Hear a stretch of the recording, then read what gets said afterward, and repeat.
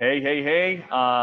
This is Yassine Shar with another interview in the series highlighting some of the real estate superstars and entrepreneurs in our industry. And today I have the pleasure of talking to Mike Hambright on the show.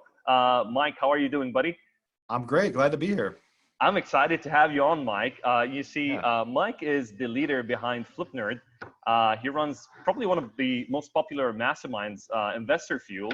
And he's someone who was recently given the Two Comma Club Award at Funnel Hacking Live for generating over $1 million from one single funnel. Mike is doing some great stuff out there. He's one of the few in the industry actually who got the award. So, Mike, welcome to the show. I'm excited to have you on. Yeah. Thanks for having me here. I appreciate it. Beautiful. So, Mike, why don't you give us like a quick overview of your business model and what kind of offers you've got running right now on the real estate coaching side? Sure.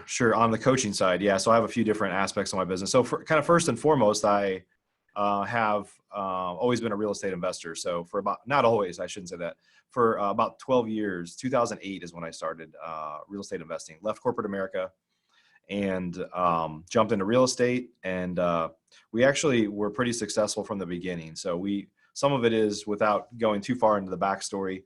I just kind of got, fired from corporate America and was in a position where failure wasn't an option. And Absolutely. going back into corporate America wasn't an option because I lost a job that I thought was a great job at the time for a multi-billion-dollar company that doesn't even Mm-hmm. exist anymore. So Mm-hmm. they were kind of on the downward spiral. But at the time, it was a big blow to my ego because I had never been fired before. And it was the type of job or the type of company, at least, where I thought I would be there forever. Like it was just, I was kind of a golden Right. boy on the inside until basically my boss got fired, and Mm. he was a very high level executive in the company. And then I was his outspoken right hand man. So I was just kind of like, well, if he's going, you got to go too. So I Yeah. had no control, really no control. And then I left and went to work for a startup that was flying high. We grew it to $500 million a year in revenue. It was an online retailer, actually my first kind of foray into the online stuff. Wow. And Selling then what? it was a wireless phone provider. Oh, Back wow. when it's a little bit of a long story, but back when it was difficult to, Yeah. cell phones weren't as popular online. So Yeah. I know that sounds crazy and totally ages me, but anyway, but that company, was flying high, but then they filed for bankruptcy because they just weren't profitable. Mm. And right when that happened, my son had just been born 2 months earlier, and we had moved on the other side of the country, across the country for this job. And then it was just like, we don't want to be here. This job didn't turn out to be, I was there for 18 months. So it wasn't like, a long term thing. And it's like, I have no control over my destiny, like career wise, even though I'm a super hard worker and everything I've done, I brought a lot of benefit to the company financially, usually. And it was just like, man, and then Mm-hmm. and this type of stuff happens. So what am I going to Mm-hmm. do? And so kind of jumped into real estate investing. So that's my Mm-hmm. backstory on real estate investing, Mm-hmm. and jumped in and just kind of applied, I guess, for as much as we could bash like corporate America. I applied a corporate structure to things like we need to have systems and processes. We need to do things in a systematic way Standardized to be things. able Yep. to grow this. Right. And so that's kind of my thing is I've brought that into real estate investing, and then I've kind Hmm. of brought it into what we do with coaching and online stuff. And so, Love it. yeah, so today so I helped build a large franchise real estate investor community nationwide um, from 2009 to probably 2000, kind of forgetting dates here, by 2016 or so. And then I Okay. sold my interest in that about three Okay. and a half years ago. And Uh-huh. then I had been building up the Flip Nerd brand for a couple of years without really knowing Okay. what that was going to lead to. It was really just a podcast that's actually been running for about 6.5 years now. But at Wow. the time it had been running for about 3 years without really a great Beautiful. way to monetize it, but just, I Mm. guess, planting seeds without knowing what was going to Mm. grow. Mm. And then when that kind of switchover happened, I immediately turned on uh, a number of different coaching programs under the Flip Nerd brand. Interesting. So you had already built the audience. Yeah. Uh, you already had built the audience, and you launched, and that was the launchpad, your podcast. And you've got one of the most popular podcasts out there. I think I was it's like in the hundreds, right? You've got like, Oh yeah, we have created in the so last many shows. in the last 6.5 years, we've created about over 1,500 video podcasts. Wow. So Killer. a few different variations of our podcast Mm. over the years. I run 2 different podcasts now, but there have been a couple of others that have kind of come and gone that we still have out there, but we don't. Yeah, you have the RI Classroom. You've got the Investor There were Fuel. a ton of the REI classrooms. Those were like kind of 5 to 10 minute quick tip type things. Is that your main source of traffic? I mean, so organic traffic, yeah. Yeah, for organic sure. traffic. Okay. Yeah, comes from the podcast and from YouTube, and we actually get way more views on YouTube than we do watching the videos on our own site, which I don't like necessarily, but yeah. So you repurpose the podcasts on YouTube? Like, how do you get traffic from YouTube? Do you repurpose your content on there, or we give links back to the site. I will say that I fought it for a long time. We actually did not want to put all of our content on YouTube. Why so? I didn't want to, because I thought, well, I want that to come to my platform. Right. And the truth is, if you start to have this abundance mindset of like, I can't track it, but if I put it out there, it can't hurt me. And so we moved everything. It's probably been about 3 years ago. We moved everything out to YouTube, and now we get, more views on YouTube than we do on our own site. So, wow. But we try to drive them over, and we try to, obviously make an impression with our brand. How do you drive traffic? How do you drive traffic from YouTube to your like assets, or like how do you control the traffic? How do you divert that traffic?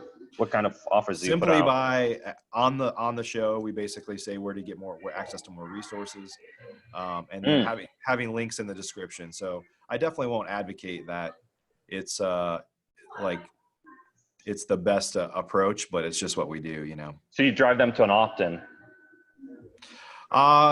Sometimes we have a call to action that's going to get some sort of resource, and sometimes it's just go consume more content on our site. We definitely have a call to action to say, if you're looking to get started in real estate investing, go to our coaching page. If you're an experienced investor and you're looking for a new community to join, go check out Investor Fuel. So we kind of have calls to action inside of there that say, like, here's how we can work with you. Are you running paid traffic too, or like how much do you rely on organic traffic? So I would say with coaching, we have done a lot of traffic because we're going after a cold audience. With Investor Fuel, which is not coaching, it's the mastermind community. We don't really spend that much on advertising. It's more word of mouth and some retargeting and things like that. But the truth is that's very much kind of word of mouth and more viral, I guess, a lot more organic than coaching is, because the audience that would be interested in that is a much smaller audience. Interesting. So how do you expand your audience? Is it like you tap into other people's podcasts? You do a lot of guest interviews. How do you drive this organic traffic? Yeah. So I have a Investor Fuel podcast as well, where we interview members, and we have just an insane amount of testimonials, kind of unlimited amount of testimonials. And so we do paid traffic showing testimonials, and that's primarily what we do. And then some retargeting. It's a bit of a different animal. You're talking to it. You're looking for an experienced investor. So it's more of a B2B play, if you will, than B2C, which is more like the coaching model.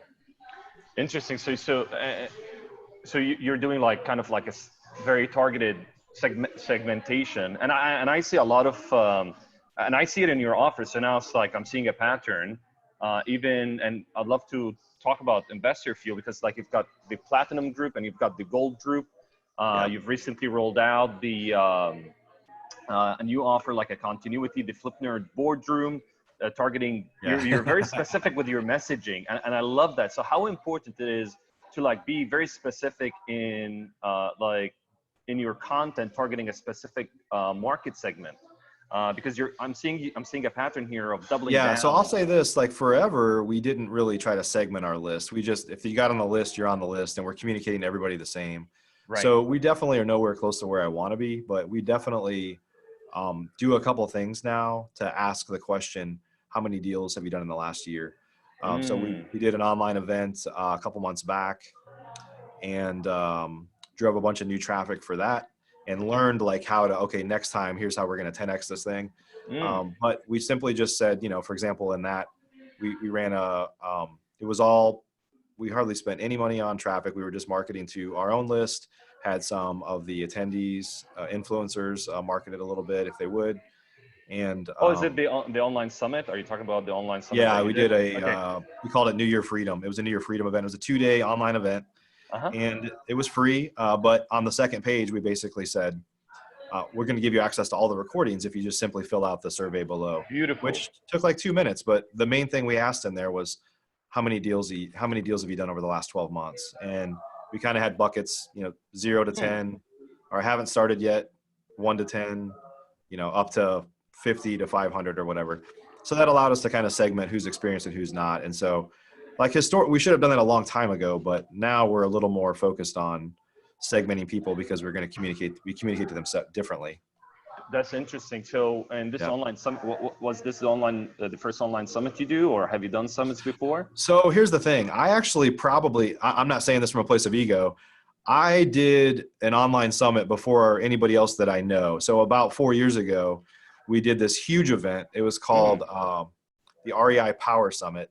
And I literally had 60 speakers online. It was insane. And the truth is we tried to make it feel like it was live, but it wasn't. We had everything pre-recorded and we edited stuff. It was way too many speakers. And back then, this was probably 4 years ago, I was nowhere near. I still feel like I have so much to learn, but my marketing skills were like crap compared to now. We didn't really do a whole lot of paid traffic. It was just, we tried to make it viral because we had so many big name speakers. I mean, anybody in the industry was speaking there probably. And so I tried to just kind of tie on to the celebrity of a lot of the people that were there, I guess. And so we got a lot of eyeballs on it, but it was not very well orchestrated in terms of marketing, lead generation, and then having I don't think we even sold anything at the end. It was ridiculous, but it helped certainly a lot with branding. You built an asset, maybe a list, right? Yeah. Which is the ultimate. Yeah. So, if I had that to do over again, it would be very, very different. But yeah, I just think at the end of the day, I think, we've improved a lot. We still have a long ways to go for where I want to be. And, I also used to try to be everything to everybody. And now I'm much more intentional in who I want to work with and who I'm going after. Awesome. Would it be okay if we dig into the online summit a little bit? Because something that unique that I don't see a lot of people doing. Sure. Okay. So for the online summit, so what was the goal behind it? What was the goal behind it? Like the recent one we did here? Yeah, the business objective. To build a list, to make money, develop a JV network. Obviously, there's a lot of overlap, but what was the primary objective here? So I think there were two things. One is to kind of build the list and just kind of branding. And then two was based on how they answered that question, if they're experienced or not, since we were just basically saying, hey, we're going to give you access to, I think we had 12 speakers, 6 a day, maybe it was 14. And we basically said, we're going to give you access to all the recordings for free if you just complete this form, which took like a minute or two. The conversion to that form was like super high, like 85% or something. Wow. So then we knew what segment they were in. So at the end of it, we basically said, we run a physical event. We did it last year without knowing if I would do it again, but it was a pretty good success and a lot of people really loved the event. So we did a physical event last year called $1 Million Meeting. And that was an in-person event. It was a 3-day event. And paid event or preview? Paid event. Okay. Paid event. So tickets were generally $3,000. We had some discount offers and stuff, but people could come in and hear just a who's who list of like some amazing speakers and influencers in the industry. They actually all happened to be Investor Fuel members as well. So kind of inside of that was like, well, if you like what these guys are saying for a 3-day event, just imagine if you're part of this community 365 days a year. And so that was the offer at the event, to upgrade to Investor Fuel. Yeah. And the truth is we kind of thought we would give a pitch and I would say, hey, go talk to, so-and-so in the room there. But sales and stuff. Yeah. At the end of the day, we didn't even have to pitch. Like everybody, they were already asking, like, where do I go? Who do I talk to? It was just, they were pre-sold just by the people in the room because we had a lot of our members there. Hmm. So most of the people in the room, honestly, were already our members. So it was a free event for our current members. But Smart. so anyway, so we decided to have $1 million meeting 2021. So that'll be in September this year coming up. And after this last online event, and we'll probably do a few more. Beautiful. If you're experienced, we're giving you a discounted offer to $1 million meeting. And if you're inexperienced, we give you an offer to join the Flip Nerd boardroom, Okay, which so is you're not kind. inviting the newbies to the million. No, Okay. Hmm. no, because newbies can't join Investor Fuel. So you don't belong in that funnel. Mm, and so how did you get all of so there wasn't there's no offer like for the online summit you didn't have like an offer to monetize the traffic, like how did you get all of these So at the partners on end, board? so when the event was over, we basically said some are segmented towards newbies, some are segmented towards Right. experienced investors, and then we had two offers. So you either saw one or the other, which was $1 million meeting if you're experienced, or Okay, so follow. Okay, Flip Nerd boardroom. Yeah, and so it's like a 48-hour sale at the end of the event started. makes sense. And did your guests pitch any of their offers during the summit, or it was like content only? Content only. We kind of allow people to say, and if they're all these folks were friends of mine. I mean, they're all Investor Fuel members. So guys like John Mm, Martinez, like, clearly when I'm talking to John, we're playing up the value of going through his sales training. So, right. for him, it's good PR. Nobody's really pitching, but it's more infomercials, if you will, that are, Mm. kind of mentioning their product or how they help people inside of there. So But yeah. what was in it for them? Like, how did you get them on board? You must have some So super yeah, so persuasion if they powers. join one of my they're anybody that invited anybody that invited anyone. So two things. I gave them everybody that spoke the list.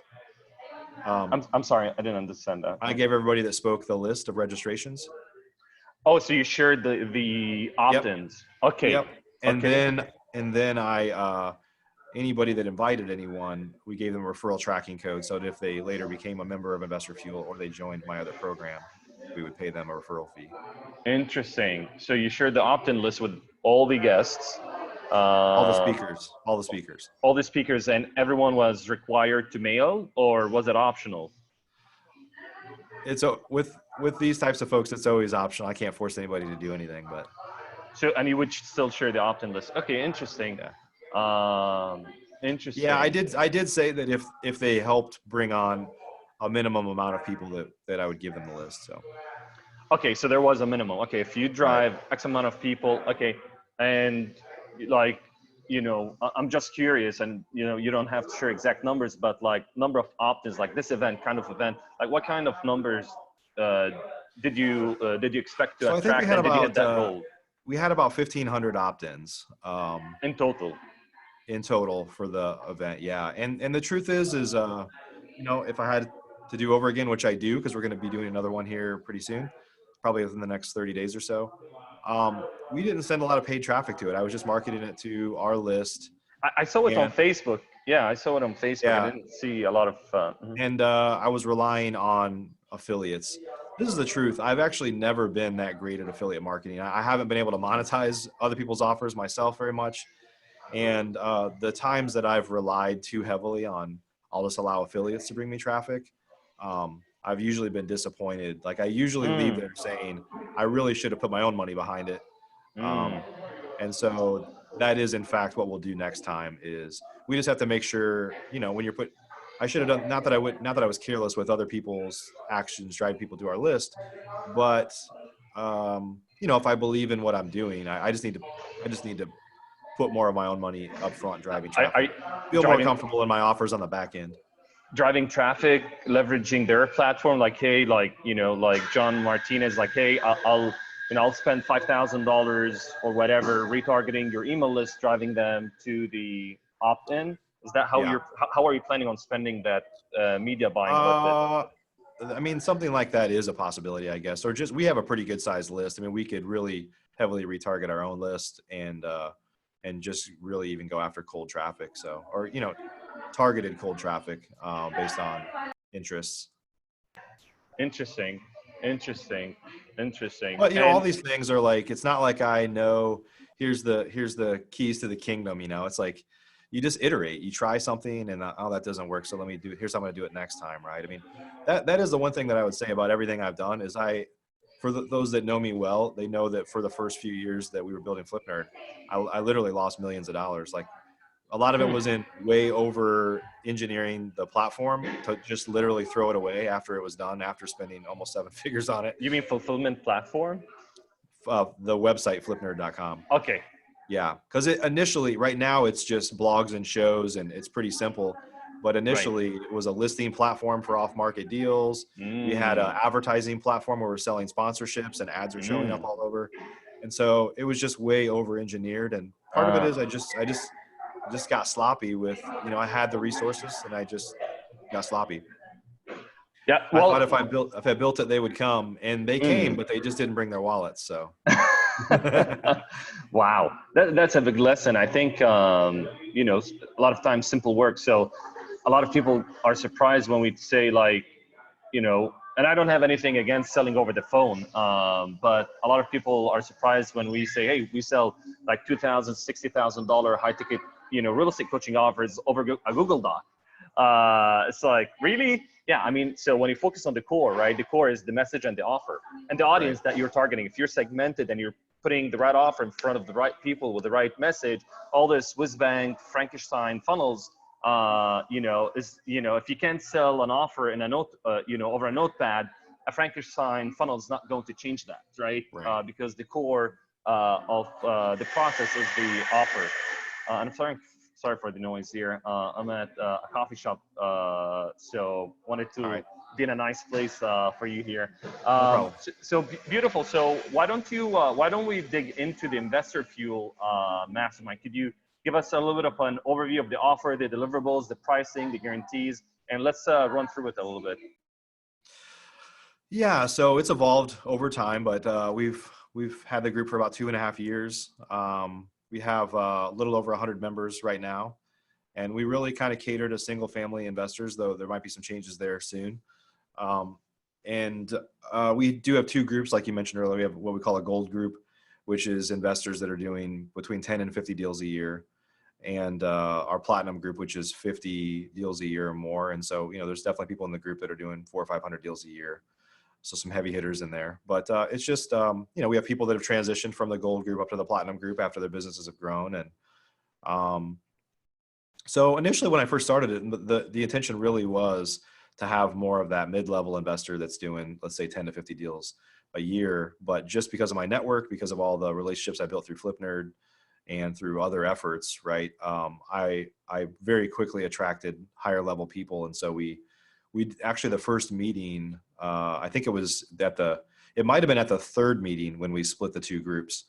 So after we had a couple of meetings, I have a guy doing 400 deals a year sitting next to a guy that's doing a deal a month. It was like, okay, that's okay. And that the customer experience wasn't right. Okay. Right. Mm-hmm. Yeah. I mean, the guy, and I'm not taking anything away from anybody, but the person on the lower side of that loves the fact that he's sitting in a room or next to people that are much more experienced, but the more experienced people are questioning, they're not getting the same value because they're at a different level in their business. Right. And so, so we split the groups, and then that's when we kind of went to a gold and a platinum. In fact, I think the first time we did the meeting, I had different names for the groups. The gold group, I had a different name. And then we changed the name just to kind of gold and platinum, all under the Investor Fuel brand. And how are the deliverables, or is there any difference in the deliverables between the gold and the platinum?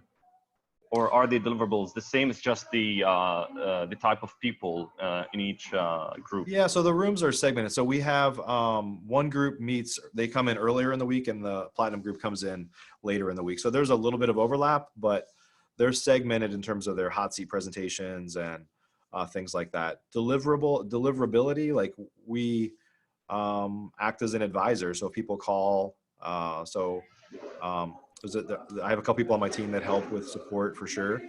And so, it's not like we hold back from the gold people. Like I'm going to help you less because your business is where it is. So I would say the deliverables are the same in that regard in terms of like. So you've got like 4 events per year, right? You've got a Facebook group, you've got a bi-weekly. So what are the things that I get? Yeah. So we have and this has changed over the years, but we have a super robust membership platform where members can. So we have a Facebook group, and people will say, "Hey, does anybody have this checklist, or does anybody have an example of this unique contract or whatever?"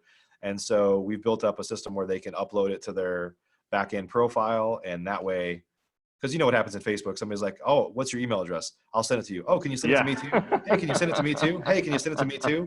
Or, "I can't, somebody posted it here, but I can't find it." So we've just created this back end where people can say, "Hey, it's in my profile, just go check it out." And we record all of our presentations, so those are all in our membership site.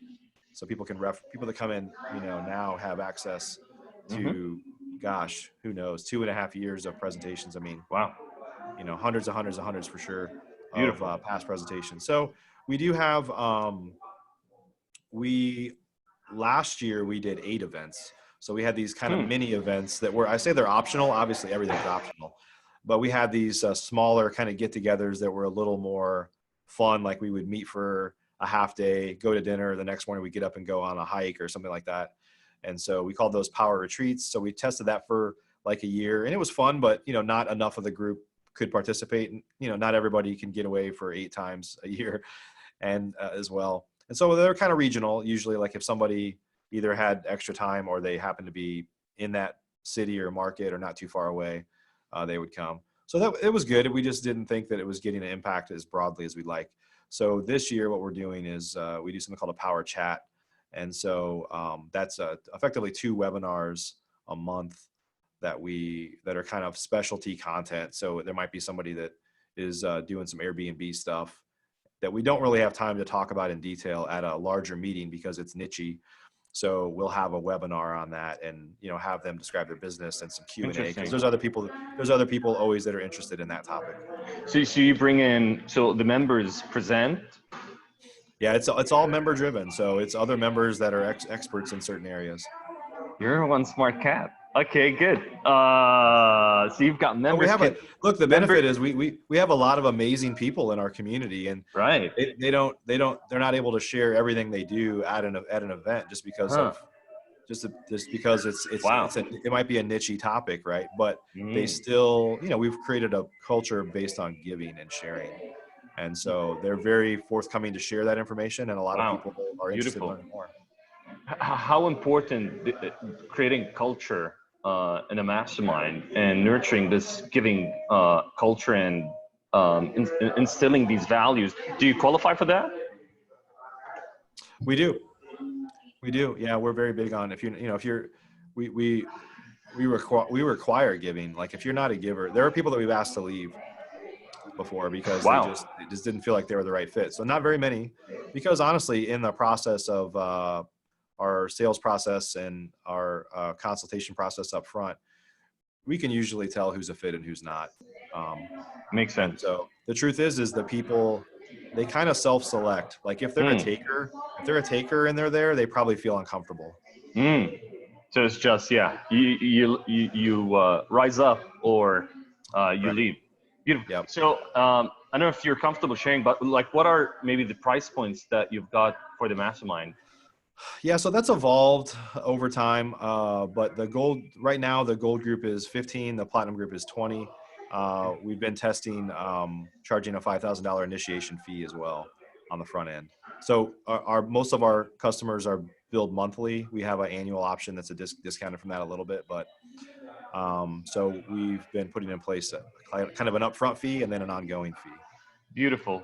Yeah. And what was the iteration? Like, how did you iterate through the pricing? Can you maybe just share a little bit? Like, what are Uh, the different price points and how did you iterate and why? yeah, the gold group went from 12 to 15. And the Okay. platinum group has gone from 15 to 20 over the last couple of years. So not huge moves, but Right. as you grow and as you evolve and as we add more value, then we're able to raise the pricing up as well.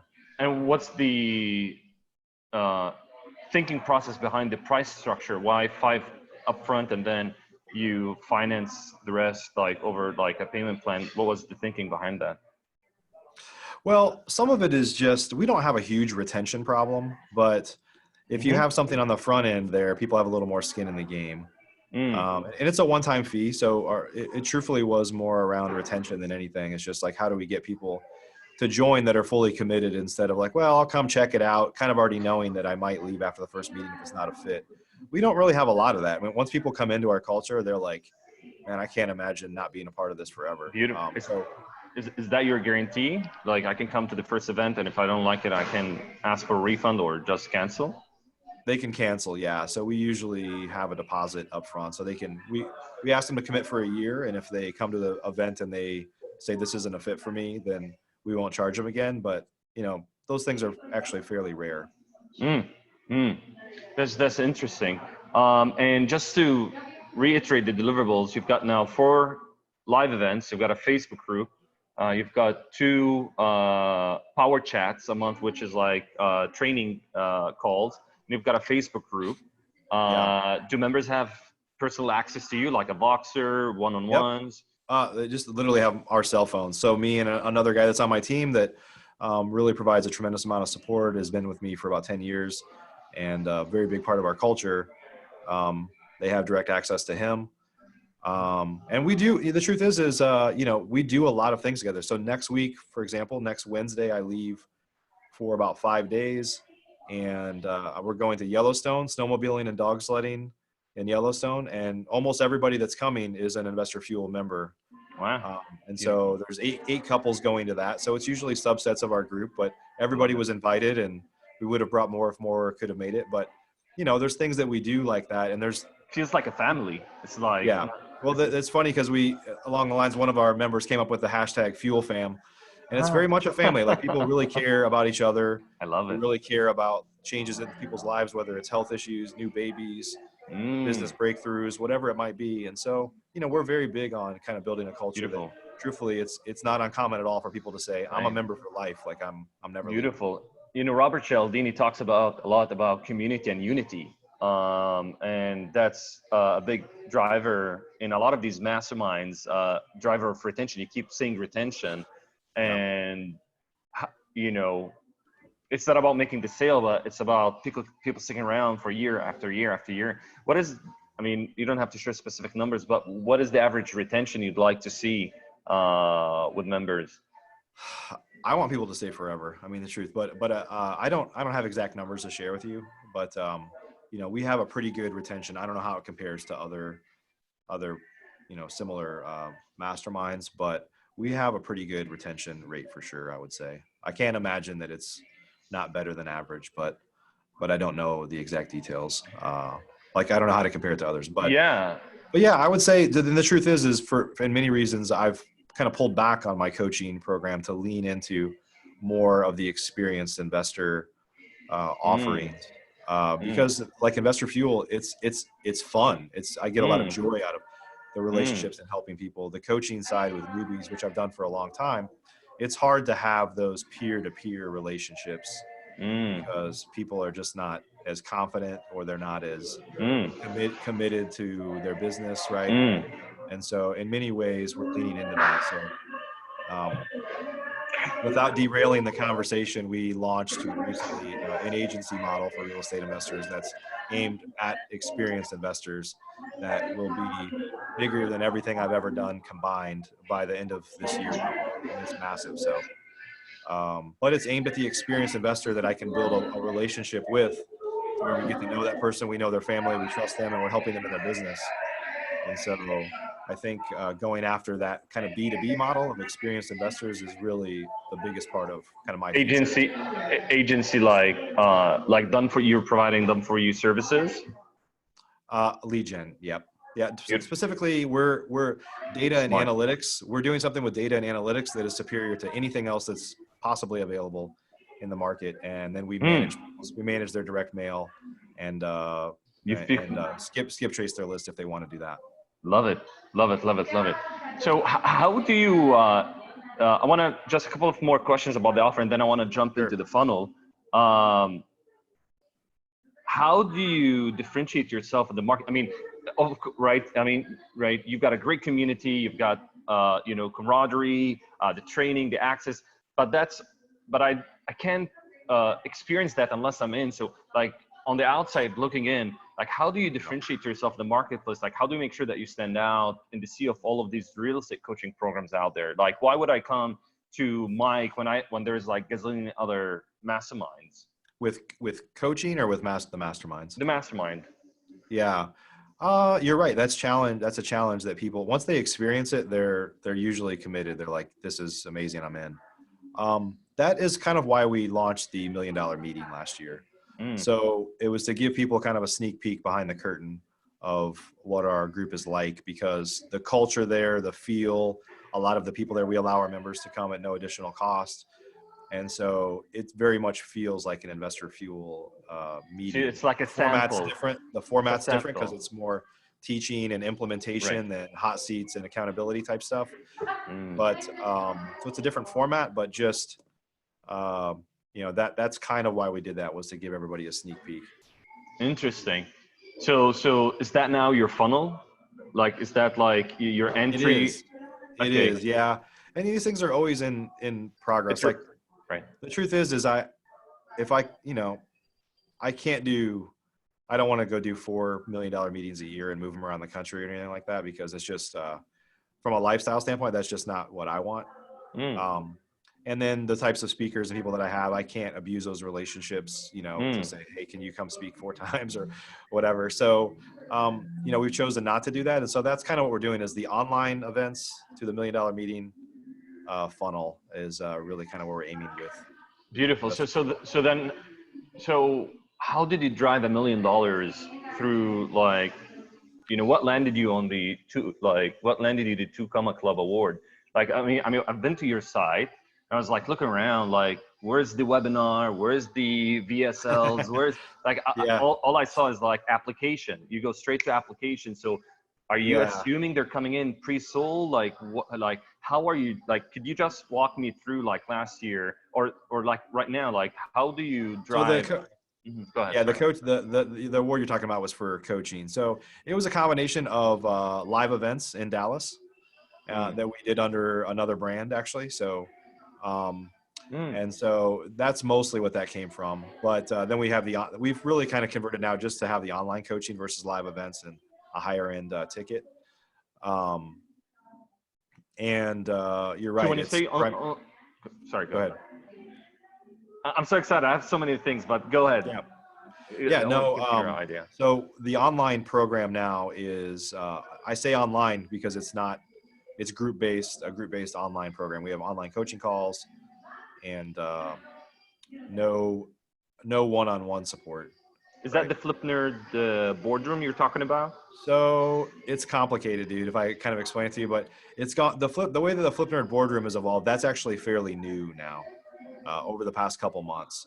So what that is me trying, just to be honest, me trying to simplify my coaching model. And so what I did was like, how can I make this easier to execute, give me some time back, and maybe pull in a different customer.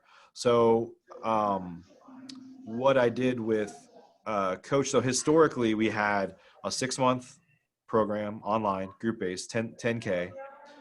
And when I did live events, we had up to 60K program in the Dallas-Fort Worth market. But that was, you were funding deals for people. We're actually rehabbing their houses for them and with them. And so it was very hands-on, very much like a partnership model.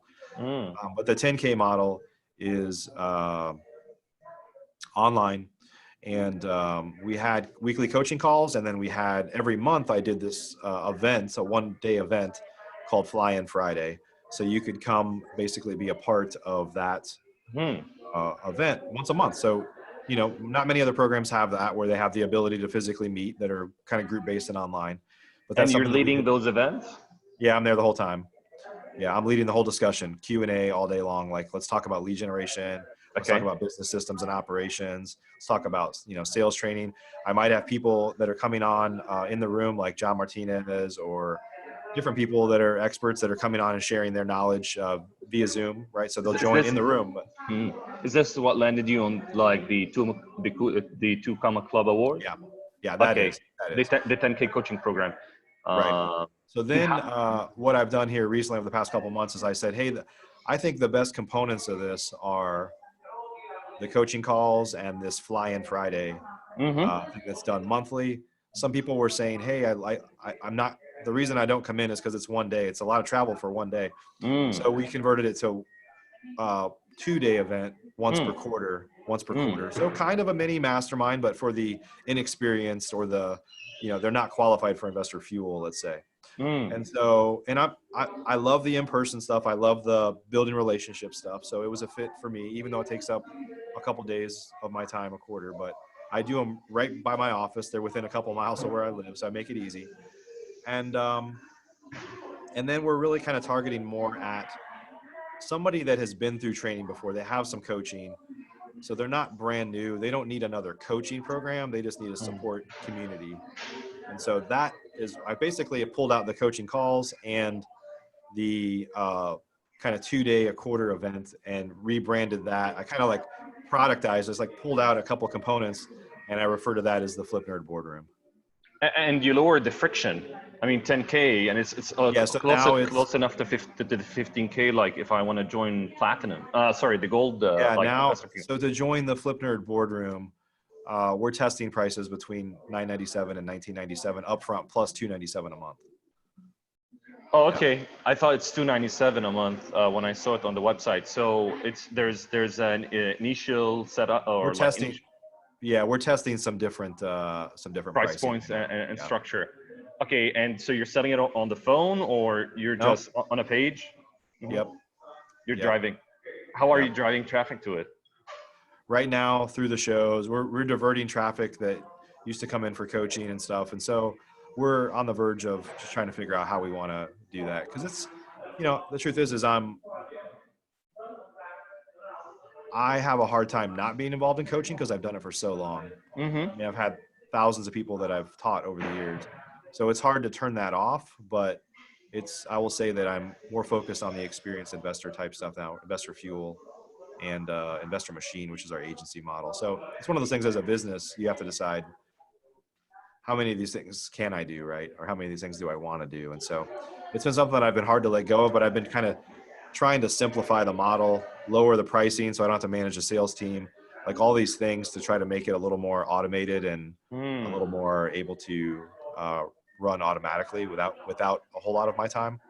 And so that's kind of where we're at right now, is trying to decide, do we want to run webinar traffic to that? It actually probably would do well. The question is whether that's what I want to do or not. So that's kind of where I'm at right now. I Interesting. simplified the model I had, and now I'm kind of on the fence of like, do I want to grow this thing, or do I want to just, sometimes as a info marketer, I guess you have to decide, like, is the goal to really grow this as big as it could possibly be and build a team around it and throw money at marketing and all that? Or is it to just draft off of the free traffic that I have already and run, 10 or 15 or 20 people a month through there just through organic stuff that I'm doing anyway? And so that's kind of where I'm at right now. And it seems like your forte is live events. Yeah, we're very good. We're very good at events, and we're very good at building relationships with people. So how do you? So I know we're getting close to the end here. We've got like 14 minutes left. Would it be okay if we dive into a little bit of the live event component? Sure. So Sure. so how do you first? So I want to just go over real quick. Like, what's your model? So are these all? Do you do all fulfillment events? Do you do any previews right now? For coaching, Yeah. not anymore. We did for the What 60K. anymore? What? No more previews. No Or more, no more live events selling coaching. uh, Used to do that. Used to do preview to the 3-day event to a high ticket sale. when did you start? We stopped doing that really at the end of or early part of last year, 2019. We did one event in Q1 of last year. Okay. All right. And now you only do fulfillment events. So like these are all buyers that pay for the event and attend like the millionaire meeting. $1 million meeting. Yeah. Yeah. Sorry, $1 million meeting. So Yep. and how do you fill up the events? So how do you fill up the events right now? So again, I don't do coaching events anymore. For fulfillment, they're investor fuel customers, so they're members. Right. They come to our Right. events. $1 million meeting that's sold Well, through an online sales funnel. No okay. talking to salespeople. Okay, online sales funnel. So that's what I was getting at. Okay, so the $1 million meeting is an online sales funnel. And so how do you structure these live events for maximum sales? I mean, you mentioned that people We are don't kind of sell. We pre-sold. don't. We don't sell anything at our events. They're just The mil fulfilling the million the dollar $1 million meeting, meeting we do. Yeah. So right? last year, like I said, we had it was just kind of pre-sold. Like people that were there, you could just tell they were like, before we even gave a pitch, most of them were asking, how do I sign up for this? Or who do I talk to about this? And so we didn't even give a Was pitch. that Literally. engineered or was that No, like organic? it just happened. Hmm. My intention wasn't to be, because these are experienced investors and a lot of our members were already in the room. So I didn't really want it to be a big pitch, and it never was going to be. It was just a soft mention, like we have this opportunity, but we literally didn't even have to mention it.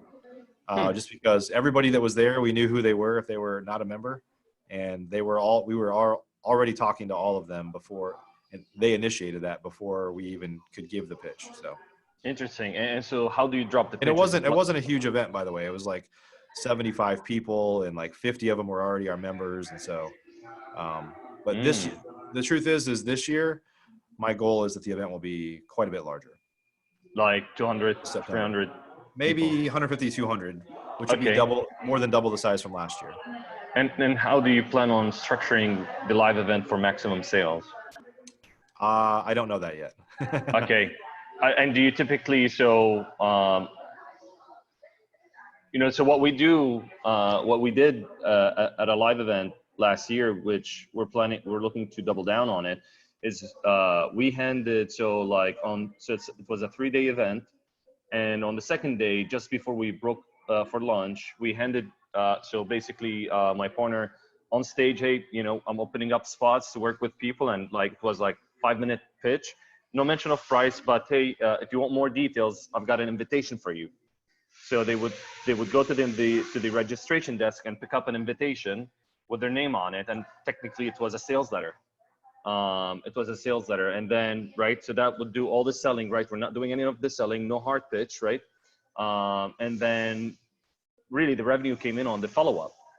That's how we structured the event, and that we were able to pull in close to 170,000 Hmm.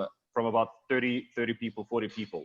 Right. But the goal was, like you said, a lot of pre-selling. So prior to the event, we did a lot, three Q&A calls, so where we would reveal like the agenda of day one, and then we would collect feedback, what people wanted to, like, what are the people's challenges, and like, so basically we try to customize the event to their needs and to their challenges. And then on the second call, we did, hey, here's the agenda for day 2. Here's what we're going to be covering. What are your questions? What are your challenges? And really, the content, we were delivering value, but we were also seeding the offer at the same time, creating demand for the offer. And that's how we didn't have any salespeople. We didn't have any salespeople at the event. So it was just me and the partner.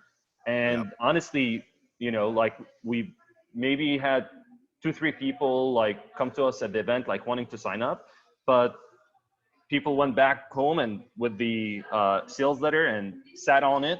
And then we run like a 14-day campaign as a follow-up to the event. And that's where the sales came in. And we Did didn't you know even, that before? Did you know that before you did the event, or is that just how well, it happened? yeah. So, I mean, when we were going to follow up, we were honestly like dissatisfied. It's like, okay, this might be a flop now. And it was a new offer. Right. So at the event, I did a lot of, so we rolled it out as a new offer at the event. And I was able to iterate, because in conversations with people, so we like, hey, here's your invitation. If you want to talk to me about it, right, we're doing strategy sessions. And the strategy session is really just market research. How is the offer going to land? So we gave them time to read the sales letter, and then I talked to them, and then I took notes. So there wasn't any hard pitch, right? I was just trying to get clear, like, what are the confusion points? What are the objections? Where are people getting hung up? What I found is, so it was all about like working with banks and asset managers.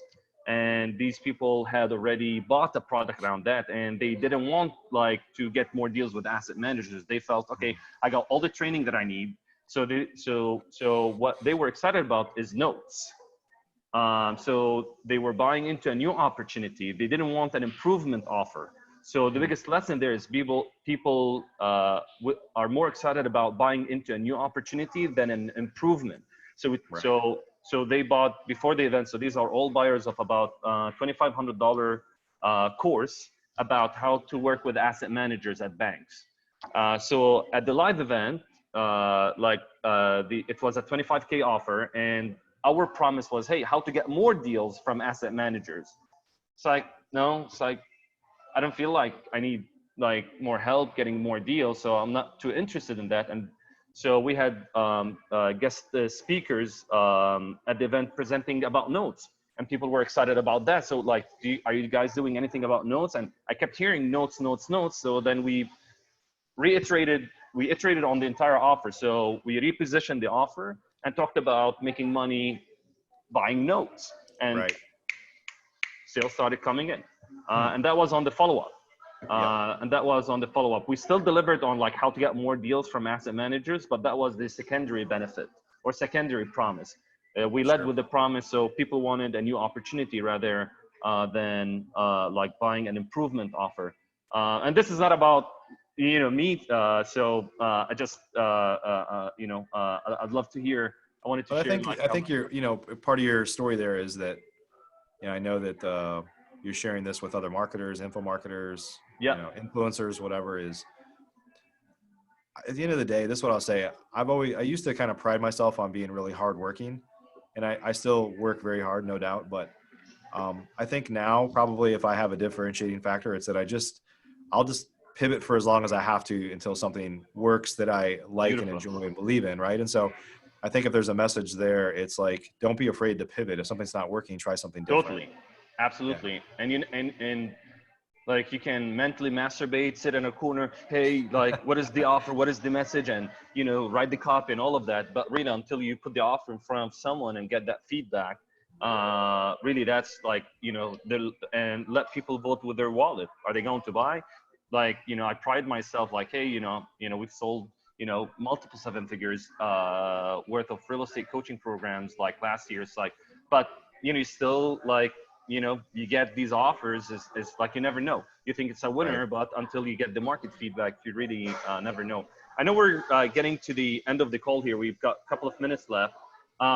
So is there anything else that I should have asked you about, but I haven't, that you think like some of the, maybe biggest lessons learned, you've been in this market doing for 12 years, 8 years. So like Yeah. someone looking to scale their business from 6 to 7 figures, or from 7 figures to multiple 7 figures, what are some of like maybe the biggest 3 lessons you learned Yeah. I'd say certainly one of the biggest lessons is, I think we all, as real estate investors and as maybe info marketers or product creators, we sometimes look at other people and try to say who we want to become based on mm, modeling somebody else, but you never know the whole story. Like, you don't really mm, understand how hard it was for them to get there, whether they're mm, happy with that. Like, you really have to focus on what makes you happy. And so, mm, I did the live event model, for example, for a year and a half, and we did mm, very well on a P&L. It looks fantastic, mm, but I kind of felt like it was, it was an energy drain for me, just because what happened more often than not is I wanted success for people more than they wanted it for themselves. And that's just not sustainable. mm. And so at the end of the day, I think, but you see people that are doing live events and, having, selling $500,000 at live events, which is good. We've done that too, but it just wasn't, at the end of the day, it just wasn't what I love to do the most. And there's nothing wrong, literally nothing wrong with it. Some people are energized by that fact. But, I think at the end of the day, it's not about the money, and it's not about being like somebody else or modeling somebody else. Mm. It's about doing what you want to do, building the lifestyle that you want, and putting your imprint on the world the way that you want it to be. I love it. And what a great way to wrap this up, Mike. You left me with more questions than I started. It's like That's my goal. you left me with more questions. So first of all, good luck with $1 million event, and the online summit model is a great way to build influence and bring people together and build up your list and I took a lot of, a lot from this. I hope everyone listening to this call also got a lot of this. So I want to thank you so much for coming on the show, and Thank congratulations you. on the Two Comma Club Award. And I'm looking forward to maybe for more future conversations, and Sure. keep in touch. Like, hey, here's what we're iterating on. Here's what's working. Here's what we're finding. We want to change, and I'm excited for future calls together. Absolutely. Thanks I for the appreciate opportunity. I it. appreciate it. Thank you.